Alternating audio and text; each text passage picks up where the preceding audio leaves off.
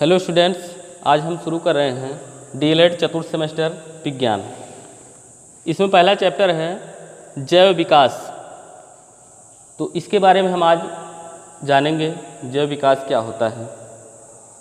जैव विकास धीरे धीरे होने वाला एक क्रमिक परिवर्तन है जिसके परिणाम स्वरूप आज के युग के जटिल व उच्च कोटि के पौधे और जंतु पूर्व काल के सरल व निम्न श्रेणी के जंतुओं से उत्पन्न हुए हैं। और जीवों में इस प्रकार का परिवर्तन जो है आदिकाल से चला आ रहा है और इसके कारण जो है नई नई जातियां जो है विकसित हो रही हैं। इसे ही हम क्या कहते हैं, जैव विकास कहते हैं। और इसमें जो है जैव विकास संबंधी कुछ वैज्ञानिकों ने यहाँ पर जो है अपने अपने सिद्धांत को उन्होंने प्रस्तुत किया है कि जैव विकास के बारे में इनका क्या सिद्धांत है, क्या मत है।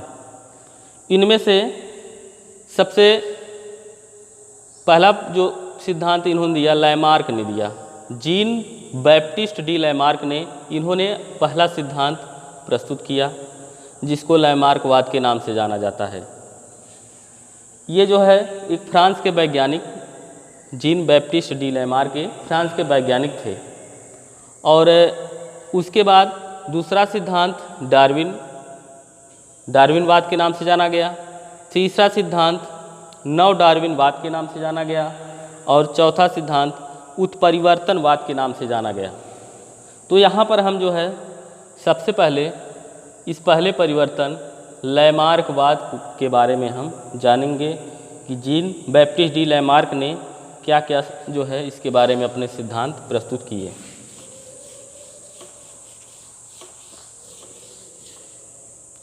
तो आइए सबसे पहले हम लैमार्कवाद के बारे में जानते हैं। तो लैमार्कवाद जो है, जैसा कि हमने बताया, इस सिद्धांत को फ्रांसीसी वैज्ञानिक जीन बैप्टिस्ट डी लैमार्क ने प्रस्तुत किया और इन्होंने ये जो है जैव विकास का सबसे पुराना सिद्धांत है।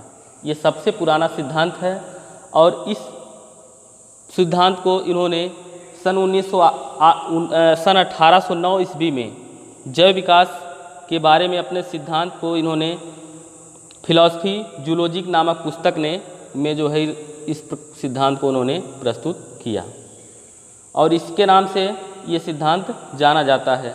इस सिद्धांत में इन्होंने निम्न 4 बातों पर जो है प्रकाश डाला है।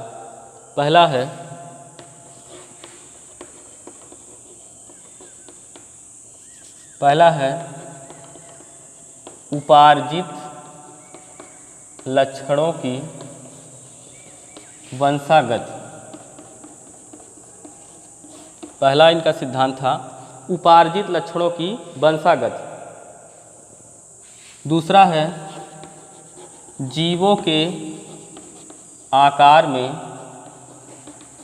वृद्धि की प्रवृत्ति।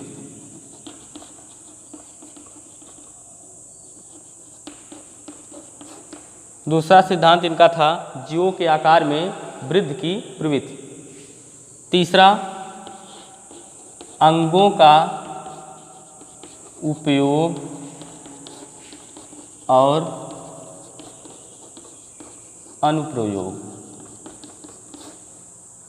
तीसरा सिद्धांत इनका था अंगों का उपयोग और अनुप्रयोग।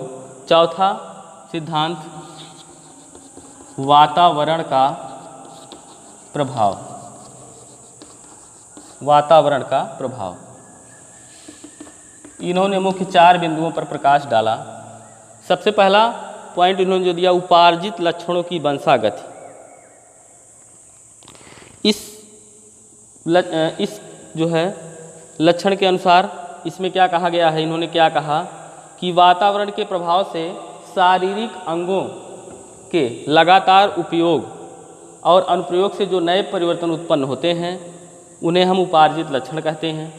और इस प्रकार से ये लक्षण एक पीढ़ी से दूसरी पीढ़ी में ट्रांसफ़र होते हैं, पहुंच जाते हैं और जिससे इन लक्षणों की वंशागत का क्रम चलता रहता है। यानी इन्होंने कहा कि ये लक्षण प्रत्येक जीवधारी के पीढ़ी दर पीढ़ी लक्षण जो है ये ट्रांसफ़र होते रहते हैं, ये परिवर्तित होते रहते हैं। ये इनका जो है पहला सिद्धांत, पहला जो है मुख्य पॉइंट था इस सिद्धांत में। उसके बाद दूसरा नंबर आता है जीवों के आकार में वृद्धि की प्रवृत्ति। तो यहाँ पर जीवों में उनके शरीर अथवा उनके विभिन्न अंगों में ये वृद्धि की एक नई जो है, ये वृद्धि करते रहने के जो है इनके अंदर एक प्रवृत्ति होती है। कोई भी जीव हो उसके अंदर जब छोटा होता है तो उसके बाद धीरे धीरे उसके सभी अंग और उसके शारीरिक जो है उसका विकास होता है। अर्थात ये जो है आपका इन्होंने दूसरा नियम जो दिया कि जीवों के आकार में वृद्धि होती है, चाहे जो जीव हो, पहले छोटा होता है, धीरे धीरे उसके आकार में वृद्धि होती जाती है। तीसरा है अंगों का उपयोग और अनुप्रयोग। यहाँ पर इन्होंने कहा कि कोई भी जीव जिस अंग का जो है ज़्यादा उपयोग करता है वह अंग उसका अधिक हृष्ट-पुष्ट और जो है विकसित हो जाता है, और जिस अंग का प्रयोग वह नहीं करता है, कम करता है, वह धीरे धीरे विलुप्त होने के कगार पे आता है या वह विलुप्त हो जाता है। इसको हम अवशेषी अंग भी कहते हैं। तो इस तरह से इन्होंने तीसरा सिद्धांत जो दिया कि अंगों का उपयोग और अनुप्रयोग।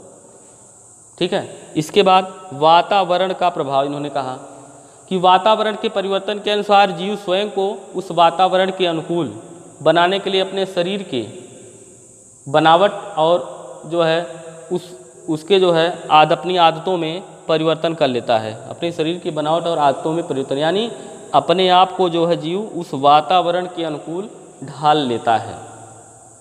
यह इन्होंने कहा कि प्रत्येक जीव जो है जिस वातावरण में रहता है उसी वातावरण में अपने आप को वह जो है ढाल लेता है। तो इस तरह से लैमार्क ने ये 4 बिंदुओं पर प्रकाश डाला और उन्होंने एक एग्जाम्पल लिया कि जैसे जिराफ के विकास का एग्जाम्पल उन्होंने लिया। उन्होंने यह कहा कि जैसा कि आप सभी जानते हैं जिराफ अफ्रीका के जो है रेगिस्तान में पाया जाता है।